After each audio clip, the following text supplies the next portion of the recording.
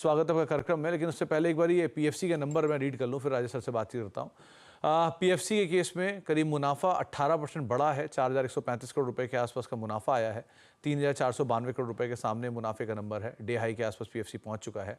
और उसके अलावा रेवेन्यूज फ्रंट पे 20% की बढ़त है। 12,243 करोड़ रुपए का रेवेन्यू है, 10,124 करोड़ रुपए के सामने ये एक रेवेन्यू का नंबर आता हुआ दिखाई पड़ रहा है। एनआईए फ्रंट पर करीब 3476 करोड़ से बढ़कर 4,237 करोड़ रुपए के आसपास का एनआईए यहाँ पे पोस्ट हुआ है। तो मुनाफे में बढ़त और ग्रॉस एनपीए भी करीब 3.52 के सामने ये नंबर आता हुआ दिखाई पड़ा। तो नंबर सो फार हर पैरामीटर पे आपको बेटर दिखाई पड़ेंगे। 2.5 रुपये पर शेयर के आसपास का डिविडेंड भी आता हुआ दिखाई पड़ा। तो पीएफसी के नंबर्स हैं, नंबर्स के बाद एक रिएक्शन है, 3-3.5% ऊपर है। राजेश सर नमस्कार, स्वागत है कार्यक्रम में। पहले तो मार्केट्स पे एक व्यू आपका चाहूँगा कि कैसे रीड कर रहे हो आप मार्केट्स को। अभी 22,200 के इर्द गिर्द ही हम कामकाज कर रहे हैं, जहाँ पर सबसे ज़्यादा यूजुअली अभी हम रेजिस्टेंस फेस कर रहे हैं।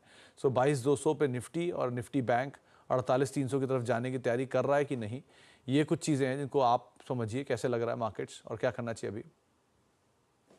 Good afternoon Sumit ji. तो देखिए, मार्केट में वॉलेटिलिटी जरूर है, लेकिन ओवरऑल अगर हम देखें तो पिछले दो ट्रेडिंग सेशन में जिस तरीके से रिकवरी बनी, 21,800 के लो बना के निफ्टी 100 डे मूविंग एवरेज के नीचे फिसल के वहां से वापस से जिस तरीके से रिकवरी बनी है, हमें लगता है ये रिकवरी एक्सटेंड होते हुए दिख सकती है। अगर हम डेटा देखें, डेरिवेटिव डेटा में भी देखें तो 22,000 और 22,100, ये दो स्ट्राइक पे अच्छा पुट राइटिंग देखने को मिला है पिछले दो ट्रेडिंग सेशन में।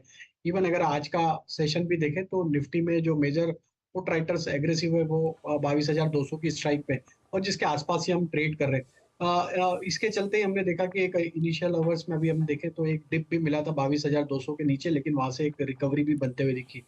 तो आज के लिए हमें लगता है ट्रेड सेटअप तो यही रहेगा कि अगर हम 22,180, 22,170 ये रेंज तक भी अगर आते हैं तो वहां पे बाय ही करना है। स्टॉप लॉस आपके जो होंगे वो करीब 22,120 के होंगे स्पॉट पे, और हायर साइड पे 22,280 और 22,300 ये स्पॉट के लेवल है। वहां पे अगर निफ्टी आती है तो वहां पे प्रॉफिट भी बुक करना है। तो हमें लगता है थोड़ा छोटा ही दायरा रहेगा मार्केट को ट्रेड करने के लिए, क्योंकि कॉल राइटर्स अभी 22,300 की स्ट्राइक पे मेजरली 22,200 22,300 की स्ट्राइक पे मेजरली यहाँ पे पोजीशन बनाते हुए दिख रहे हैं। तो हमें लगता है कि कल वीकली एक्सपायरी, तो उसके चलते 22,300 एक सप्लाई जोन बना हुआ रहेगा। तो छोटा ही ट्रेड सेटअप है। डिप्स में बाय करेंगे 22,200 के नीचे, अगर हम फिसलते हैं तो हम बाय करेंगे, और टारगेट जो प्रोजेक्ट करेंगे वहां पे फिर 22,280 22,300 की। तो छोटी रेंज में प्ले करेंगे। आपको 22,150 160 के आसपास कहीं बाजार मिले आप लॉन्ग जाएंगे और 120 का एक स्टॉप लॉस रखेंगे, और 22,280 260 की जोन में कहीं निफ्टी आए तो आप थोड़ा प्रॉफिट लेकर निकलेंगे। तो इस रेंज को आप प्ले करेंगे।